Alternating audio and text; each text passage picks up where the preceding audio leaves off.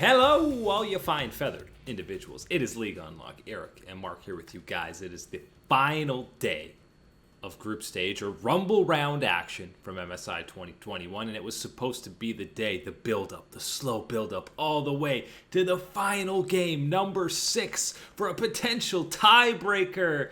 Less than halfway through the day, it quickly realized, wait a sec, all these games don't matter anymore. It was the balloon. Someone pumped it up and said, wait a minute, this balloon might burst. I got you guys. They let air all out of the balloon. No chance of the tiebreaker balloon pop celebration on the day. It was over, yeah, as you said. Second game of the day, we already knew the fate wrapped up. Yeah, and where we've got to start is the run of Cloud9, because that's obviously where the drama was going to be, the NA versus EU tiebreaker. And Cloud9, they end up going 1-1 on the day. PSG and Mad Lions 3-7 is their finish. I know everyone is going to say they probably performed better than their record actually shows. And before it's all negative doom and gloom flame on the LCS, at the very least you have some clear positives coming from this event, and the biggest one of those is absolutely the man who was supposed to be the biggest weakness at the event was clearly the best performing player on the roster, and that's Fudge. Even with expectations and even with the disappointment of not achieving most of, if not all of those expectations, whether your own expectations as individual players, as the organization as Cloud9, as fans of Cloud9, as North American fans, or even just fans of League of Legends in general, expecting to see a better, more competitive performance from what had been hyped up, sure, you can have your disappointments, and I know that that's going to be the immediate reaction people want to be dunking on and all those type of things, and absolutely get your dunks in. There's time for that. There's fun in that for everybody. But it is very important, as you said, to evaluate, still allow a team like Cloud9, the organization, and the players to develop, to gain something from this, right? To make a mistake, to get knocked down and to bounce back up. That's a big part of international events like MSI, getting to go up against the best of the best, let alone, these other major regions that are going to test you, and even the minor regions that are going to push you and test you as well and take you down. But just the chance of an MSI and what that means compared to Worlds, where this is the champions of each respective region, what you get to test yourself against and learn from them. And as you said, Fudge, that's the big one, because his individual performance was under the microscope and was a question mark heading towards this event. But he was also the guy that we would have talked about being able to gain the most, to learn the most as a sponge, to get this experience and take it all in.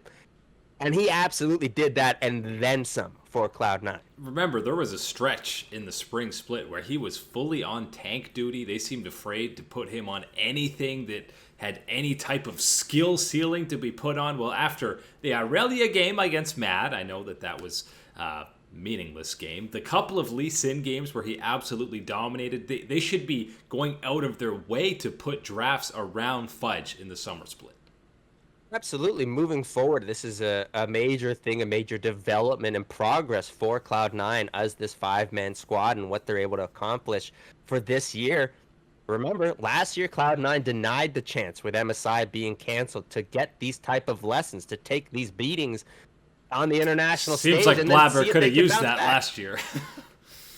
Absolutely, and it's going to be up to them to take this step back and turn it into some steps forward for them and what they can do and reiterate and become stronger, not only in their conquest to take down the rest of the teams in the LCS for summer, but of course to be stronger, to get that redemption chance at Worlds at the end of the year is what you'd be looking for.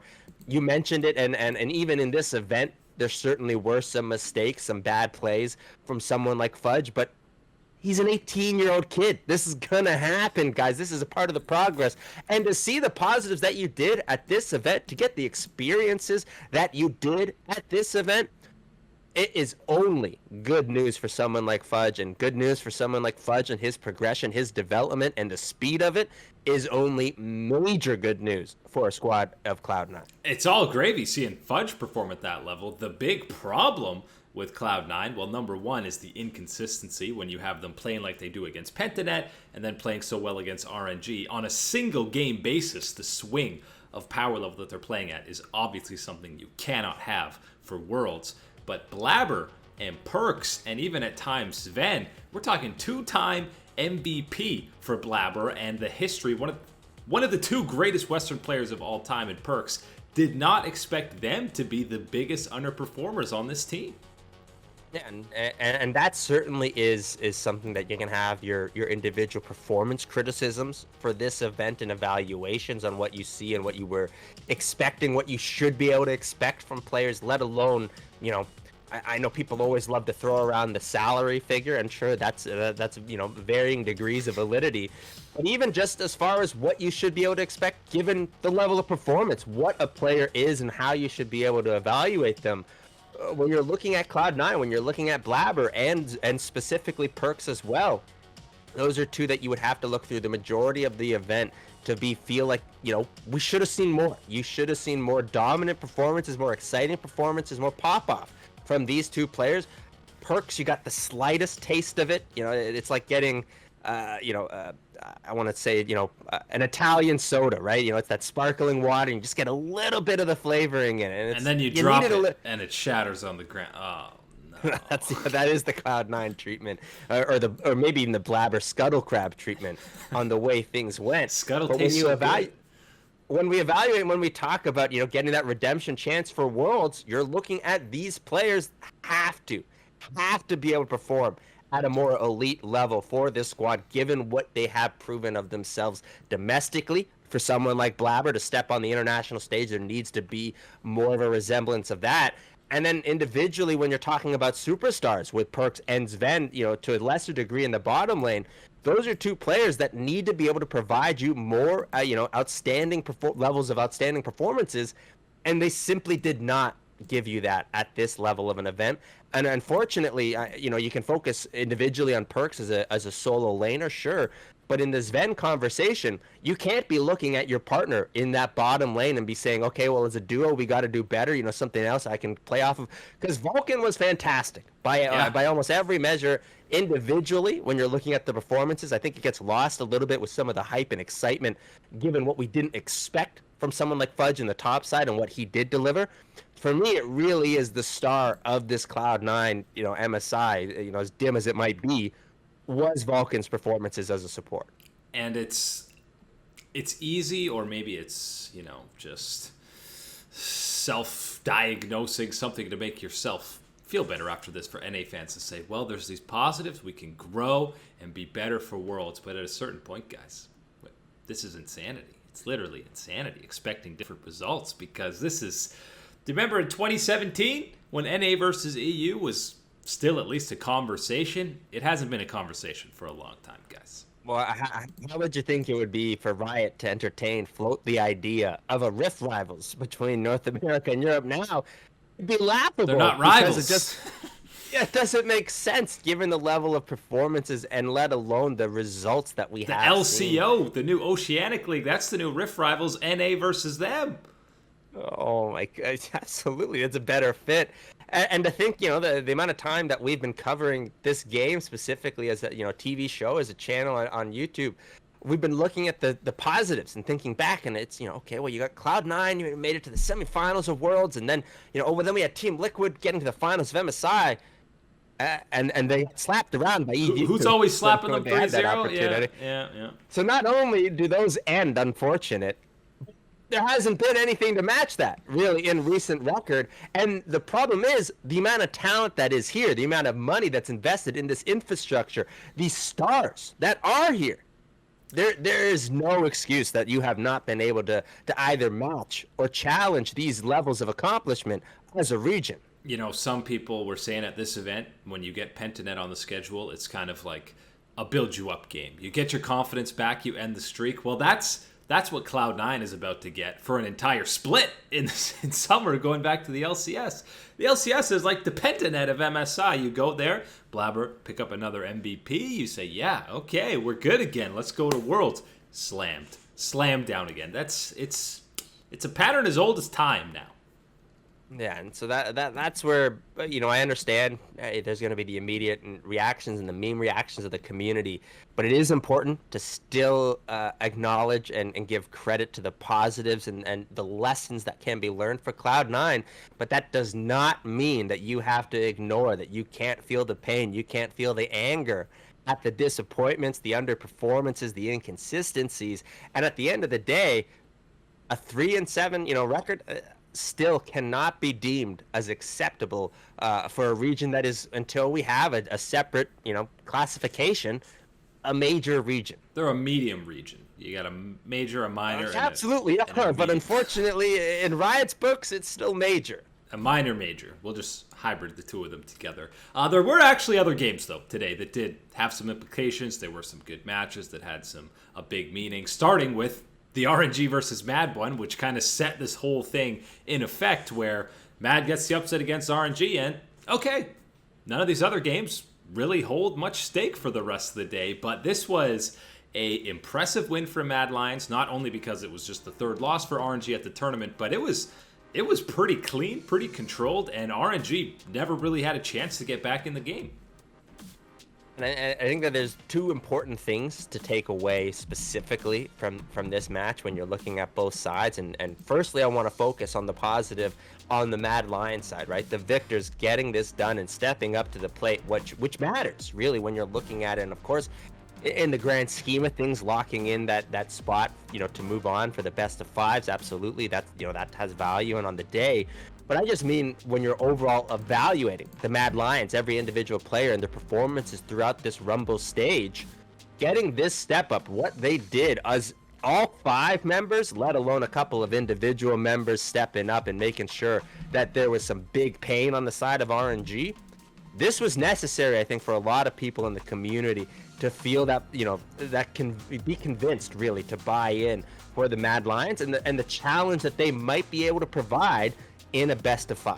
It was the version of Mad Lions that we saw in the LEC finals, where they were super aggressive. They obviously researched their early game with the first blood that they got on Cryan. Elyoya and Kaiser were just running around the entire map, and you give Humanoid a pick like the Lucian time and time again. When he has a lane dominant pick, he completely starves out his opponent.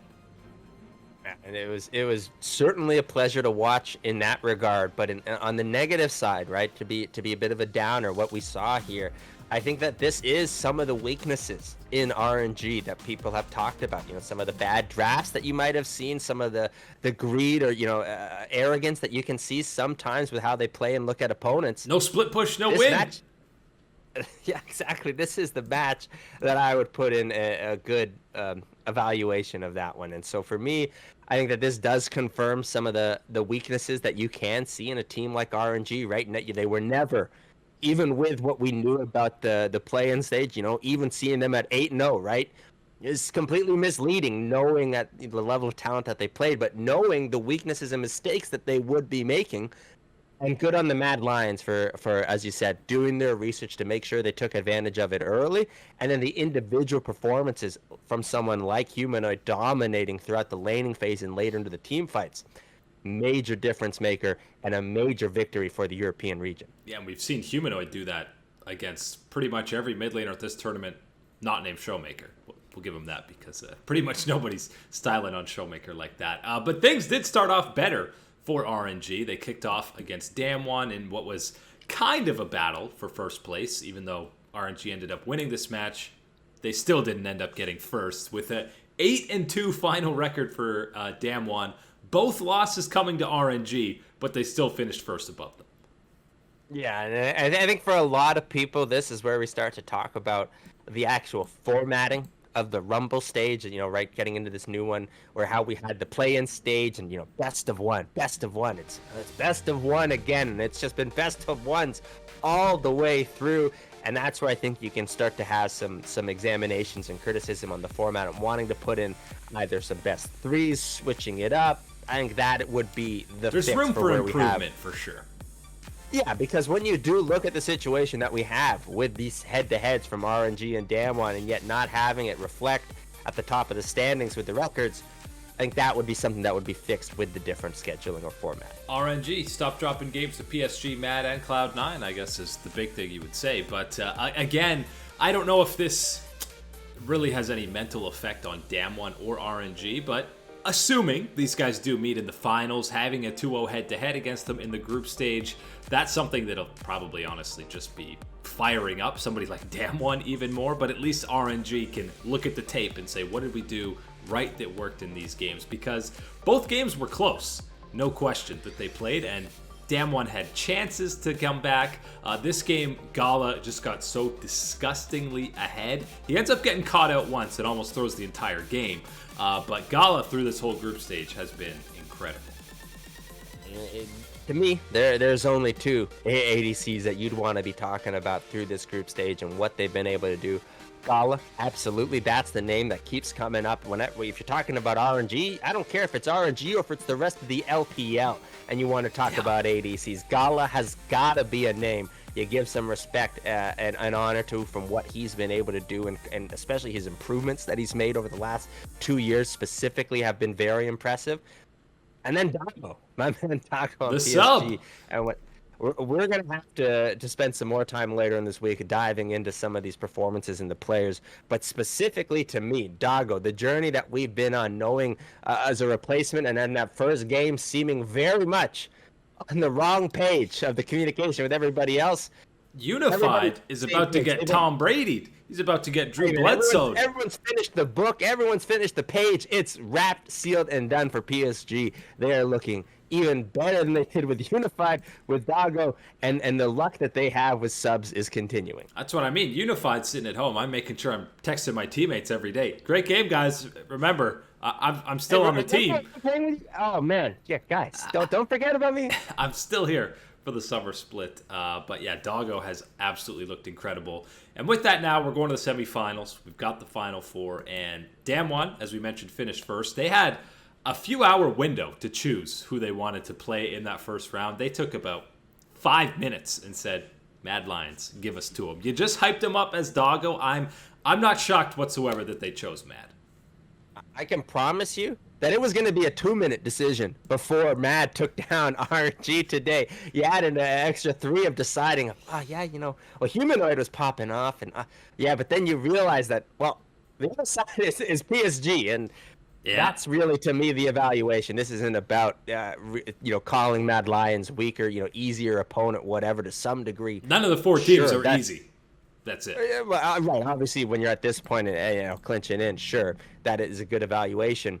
But absolutely, to me, this was clearly a distinction of we do not want to run up against PSG. We do not want to take our chances against them. And heading towards this event, if you saw the global power rankings, this is where we expected them to be in this type of conversation.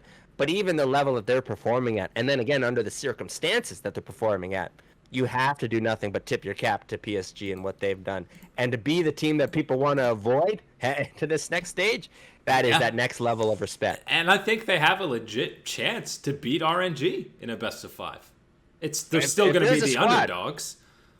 They should still be the underdog, but if there's a squad that is going to fight, that will push you, that will bring out the things, this event has shown us that it's going to be PSG at the very least. We'll do a deeper dive into these semifinals, preview the whole matchup, but initial gut feelings. Is there anything but an RNG Damwon final on the docket? I think it's possible.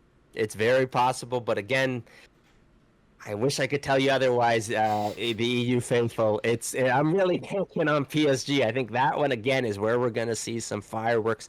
I think at the end of the day against Damwon, even with Humanoid playing the way he is, I'm still believing in the showmaker supremacy that we're going to have. I'm fully expecting or ready to see Damwon win both of these series, win the event, and not be clean, slug through it, kind of messy, and everyone say, but it wasn't that clean. They didn't look that great doing it. And I'll say, they're winning everything. Who cares if it's clean? They win every event. At the end of the day, you're lifting that trophy over your head. You don't have many complaints over clean performance or not. Yeah, when you're winning titles, it doesn't matter how you're doing it. But we will preview those events as well as a full group stage review, maybe an all-pro squad in a couple of days before action gets back underway. But that's it today for League Unlock. Eric and Mark here with you guys as always. Thanks for hanging out, and we will catch you on that flippity flip.